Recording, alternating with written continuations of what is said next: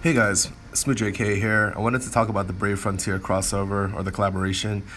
Now, I actually had uploaded an earlier version of this, but after thinking about it a little bit more, I wanted to stay in the mindset of not thinking into the future too much or what's on the Japan side or anything like that. I wanted to think in terms of right now in global, just like I did with the rankings yesterday.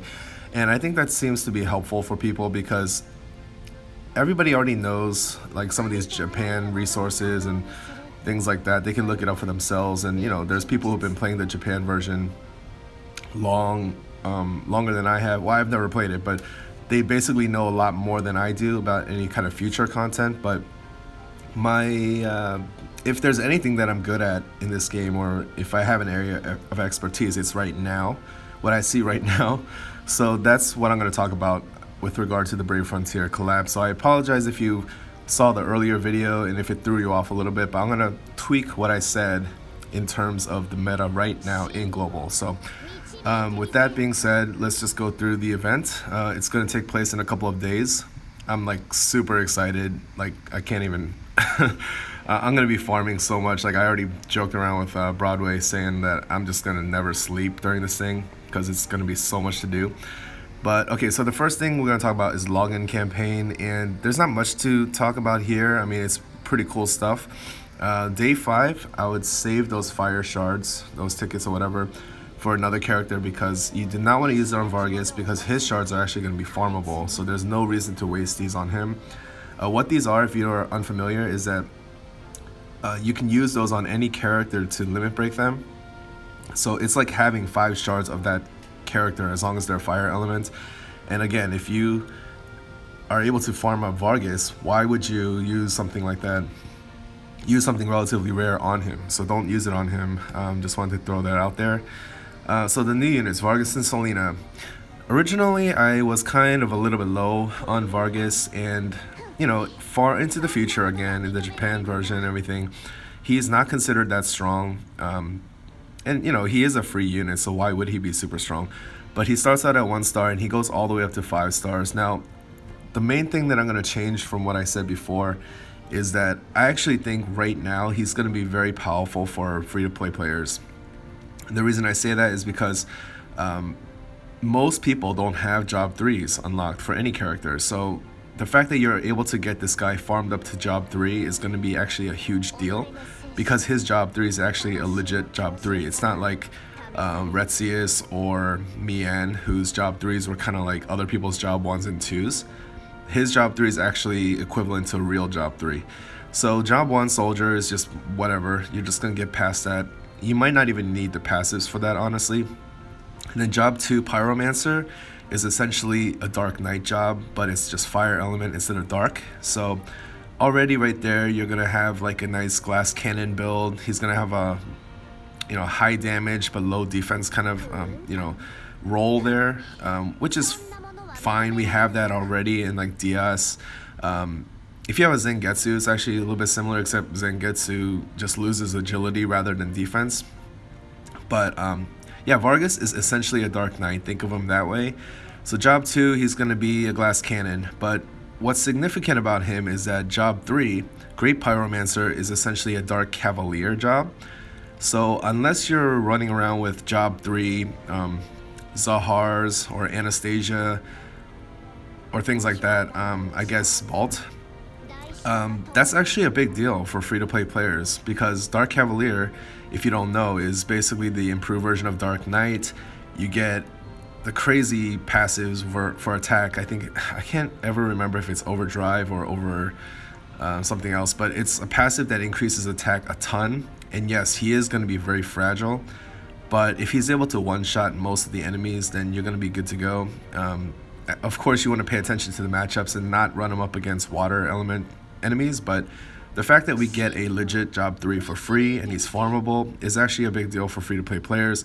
People who already have whaled out on other gacha units aren't going to want to build them up at all, maybe, unless you want that leader skill. But for a lot of other people, most other people, he's going to be worth it, at least for the near future.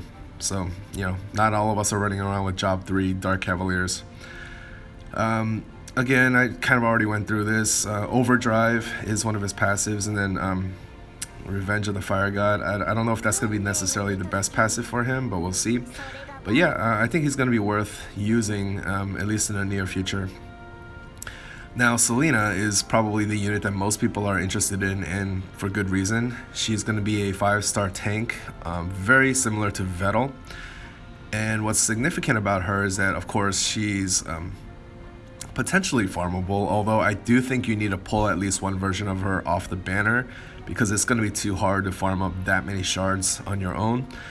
But her job 2 and job 3 are basically equivalent to job 1 and job 2 for Vettel, and that makes her really good if you're able to get her up that far. So Ice Swordsman is essentially a Holy Knight job, but instead of the holy element, it's just water. Magic Swordsman, we already know that's Lofia's job, that's Vettel's job. The most significant thing about that, of course, is that you can use the spell blades or the magic blades as a basic skill, and it has the best passive, which is Divine Shelter. And then job 3, Ice Princess, is essentially Holy Cavalier, again with just water element instead. So that's going to give you like your major physical defense and your Guardian passive. So, toe to toe, she's almost up there with Vettel. She's going to have slightly lower stats and everything, and she's going to be harder to build up in theory, but the fact that her shards are actually farmable make her, more accessible for most players. So I am definitely going to farm her up to job 3, and I might even see if I can take her up to full limit break to get her all the way up, because we don't know how often it is going to be possible to farm up something like this. And she's actually a very unique unit. A water tank that has both Guardian and Divine Shelter is going to be super rare. I don't even know if there's another one in Japan like that. So even if she gets weaker with power creep and everything, she's going to have her niche role. And what's important about her is that, Arena, 95% of the players or more of the top 50 are all using Vettels. So if you have a tank that's very similar to him but actually counters him by element, water beats fire, then that's going to be a big game changer. I'm going to be curious to see how that changes the meta in Arena. Maybe people will use both Selena and Vettel. Who knows? But it's going to be important to have her until later, I guess. And then I know later in the future, far into the future, the Arena meta is going to shift more toward Thunder units like Gilgamesh or I don't know, job 3 Karases maybe. And that's going to hard counter Selena. But for now, since there's so many fire units in Arena, especially Vettel or even Zangetsu or whatever, Selena's going to be a game changer. So I'm going to farm her like crazy. And then she has a nice water leader skill as well. So yeah, I already talked about this. She's essentially a water version of Vettel. So you're going to be able to farm Vargas Soul Shards and Lexota Shards just from the event episodes, which are probably going to be a little bit easier.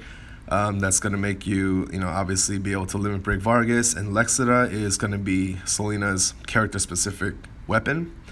So that's really cool. It's going to be like Dazzling Blade for Chloe. Definitely going to want that. And then there's going to be some kind of hard mode where you can obtain Selena Soul Shards, which is a huge deal, and Lexota Shards as well. Now, I imagine that this is probably going to be offline, and you're going to have to use AP just like you did with Resius. If they do this online, I'd be really shocked, because then you can just run multiplayer all day and, never run out of AP, and you can get like a ton of her. But my guess is that it's going to be offline only, maybe 30 AP or whatever. But I'm still going to do this. I'm still going to get her up to at least job 3 and beyond. So pretty cool. Hopefully they don't limit it too much, like they don't limit the number of shards you can get, but either way, I'm going to try to pull at least one of her off the banner. And then Ultra Experience, instead of the rainbow apples in the garden or whatever, they're going to give out metal god apples instead, which gives a little bit more EXP per apple, 10k versus 7.5k, which is pretty cool.